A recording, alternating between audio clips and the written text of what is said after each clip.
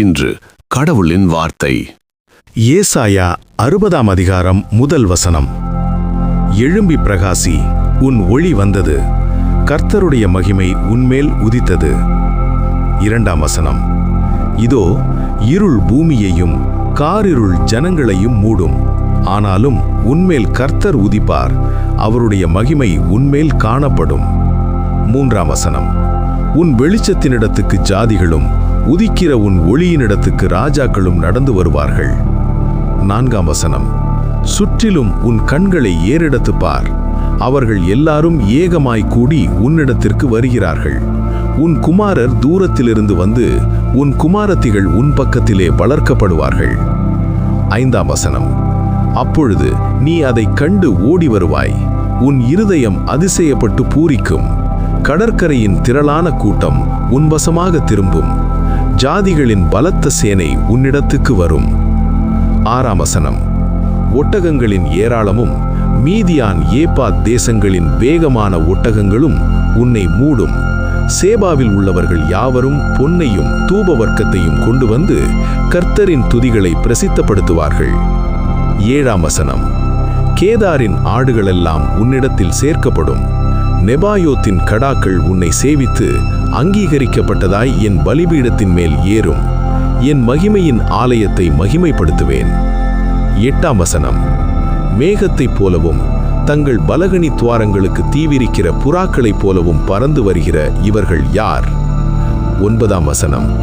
தீவுகள் எனக்கு காத்திருக்கும், அவர் உன்னை மகிமைப்படுத்தினார் என்று உன் பிள்ளைகளையும் அவர்களோடே கூட அவர்கள் பொன்னையும் அவர்கள் வெள்ளியையும் உன் தேவனாகிய கர்த்தரின் நாமத்துக்கென்றும் இஸ்ரவேலின் பரிசுத்தருக்கென்றும் தூரத்திலிருந்து கொண்டு வர தர்ஷீஸின் கப்பல்களும் ஏற்கனவே எனக்கு காத்திருக்கும். 10ஆம் வசனம். அந்நியரின் புத்திரர் உன் மதில்களை கட்டி அவர்களுடைய ராஜாக்கள் உன்னை சேவிப்பார்கள். என் கடுங்கோபத்தினால் உன்னை அடித்தேன், ஆனாலும் என் கிருபையினால் உனக்கு இறங்கினேன். 11ஆம் வசனம். உன்னிடத்துக்கு ஜாதிகளின் பலத்த சேனையை கொண்டு வரும்படிக்கும் அவர்களுடைய ராஜாக்களை அழைத்து வரும்படிக்கும் உன் வாசல்கள் இரவும் பகலும் பூட்டப்படாமல் எப்பொழுதும் திறந்திருக்கும். 12ஆம் வசனம். உன்னை சேவிக்காத ஜாதியும் ராஜ்யமும் அழியும், அந்த ஜாதிகள் நிச்சயமாய் பாழாகும். 13ஆம் வசனம். என் பரிசுத்த ஸ்தானத்தை சிங்காரிக்கும்படிக்கு லீபனோனின் மகிமையும் தேவதாரு விருட்சங்களும் பாய்மர விருட்சங்களும் புன்னை மரங்களும் கூட உன்னிடத்திற்கு கொண்டு வரப்படும், என் பாதஸ்தானத்தை மகிமைப்படுத்துவேன். 14ஆம் வசனம். உன்னை ஒடுக்கினவர்களின் பிள்ளைகளும் குனிந்து உன்னிடத்தில் வந்து உன்னை அசட்டை பண்ணின யாவரும் உன் காலடியில் பணிந்து உன்னை கர்த்தருடைய நகரம் என்றும் இஸ்ரவேலுடைய பரிசுத்தரின் சீயோன் என்றும் சொல்வார்கள். 15ஆம் வசனம். நீ நெகிழப்பட்டதும் கைவிடப்பட்டதும் ஒருவரும் கடந்து நடவாததுமாயிருந்தாய், ஆனாலும் உன்னை நித்திய மாட்சிமையாகவும் தலைமுறை தலைமுறையாய் இருக்கும் மகிழ்ச்சியாகவும் வைப்பேன். 16ஆம் வசனம்.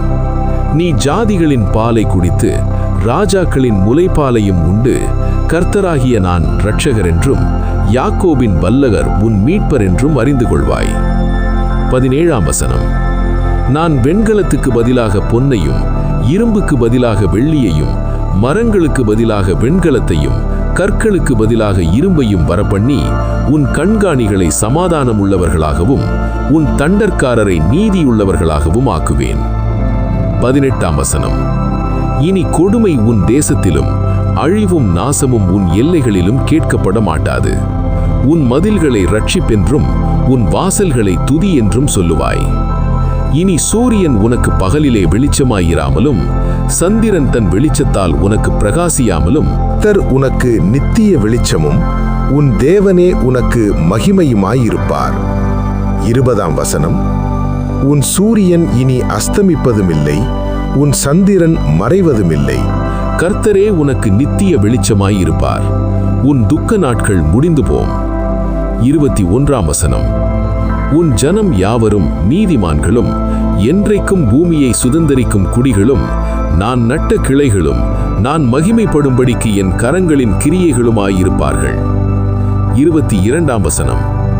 சின்னவன் 1000 சிறியவன் பலத்த ஜாதியுமாவான், கர்த்தராகிய நான் ஏற்ற காலத்தில் இதை தீவிரமாய் நடப்பிப்பேன். ஆமேன்.